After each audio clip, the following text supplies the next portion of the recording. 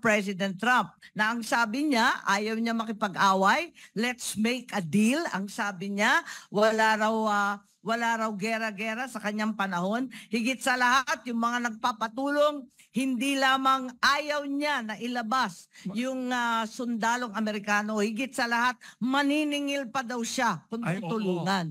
At yun nga, at dapat alamin natin kung anong mangyayari sapagkat tutuparin ba ng Estados Unidos ang iba't ibang pangako nila sa atin matapos itong eleksyon, sino man ang manalo. Dahil git-gitan Talagang last 2 minutes ito, parang higit pa sa finals ng basketball. Last 2 minutes itong Ang sabi ng iba, if Trump wins, goodbye America. If Kamala wins, goodbye world. Pero sa akin, dapat sana, sino manalo sa kanila, hello Philippines. Very good line, ha? Actually, may nagsabi pa dito na journalist, you are smarter than both of them, ma'am. May isang journalist nagsabi. Ay, may microphone, paki-introduce yourself. Good morning po, Senator Amy Marcos. Ian Maghanay po from Balitang A to Z. Follow-up question ko lang po sa naging tanong ng EuroTV tsaka po ng ETV4. From A to Z network. Critics are saying that the case against your family was junked because of connivance since a Marcos is currently seated in Malacanang.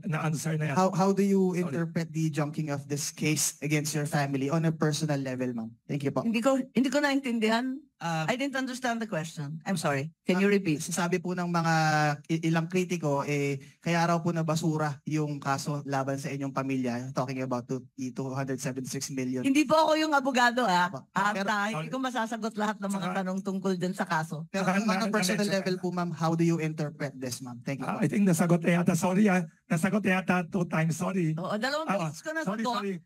Paulit-ulit lamang. 38 years na yan.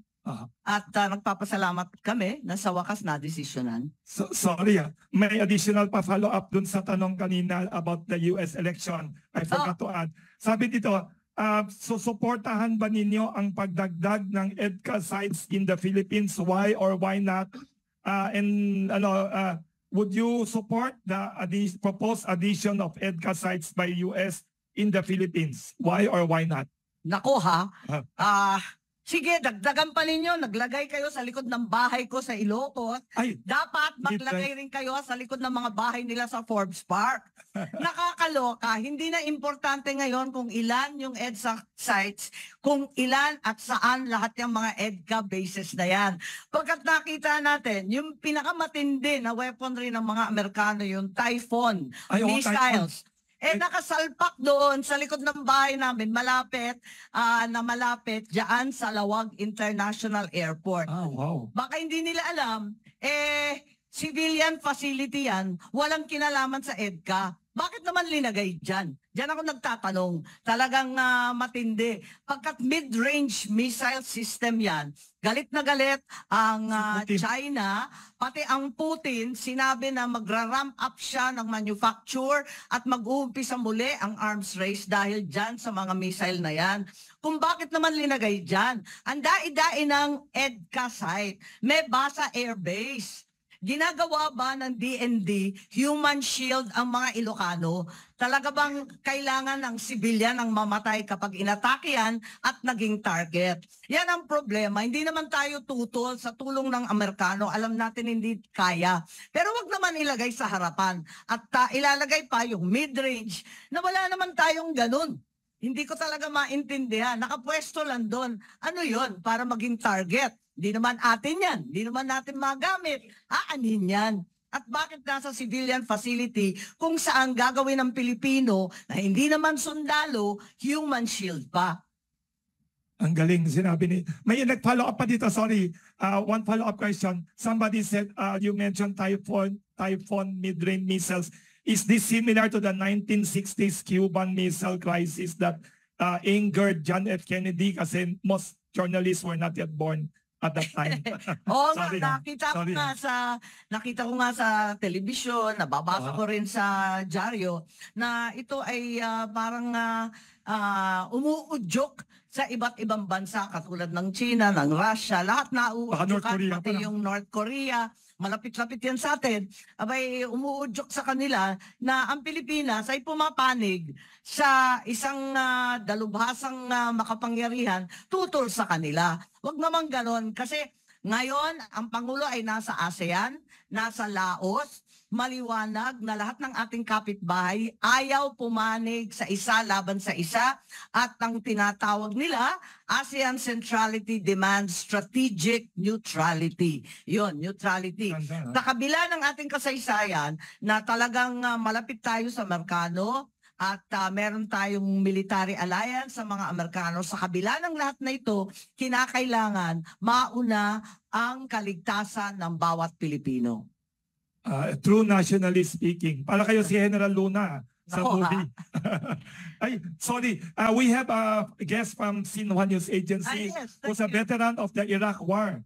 He has written 10 books and he is here less than a few months. We have some foreign media also from Reuters and Agence France-Presse. Can you please introduce yourself for your question? Thank you, Mr. Lee. Hello, Hello. Madam Senator. He has authored 10 books. He was in Thank the you. war of Iraq. Thank you for the kind words. My name is Eric Nie. I'm from China Xinhua News Agency. I'm the new bureau chief. I've been here almost 3 months. We are going to celebrate the 50th anniversary of the establishment of our Xinhua's Manila office. So, according to my understanding, a very important part of my job is to help our people to achieve better understanding towards the Philippine people. So I'm going to ask a very simple question. Is you are to introduce this country and the people to a foreigner with 3 keywords. What you will use 3 keywords to introduce your country and the people. Also, what makes Philippines so different from other neighboring countries in this region? Thank you very much. Galing. 3 words to describe the Philippines. Para kayong tourism secretary, ha? Galing, ha? Yes. I think I would first say that we are an island people, friendly to all those who come from overseas. We welcome all kinds of foreigners into our land.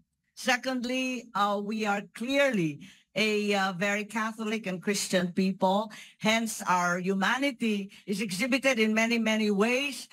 We help each other. We share what little we have. And we are open also to all refugees, migrants, and others who need a home. Finally, I think we are a very artistic, creative, and talented people that have a great deal to offer the world in terms of stories, in terms of music, art, and inspiration. Very good. You can sell the Philippines better than... Nako, ha? Magaling. That's a very good way to introduce to you. So welcome to the Philippines.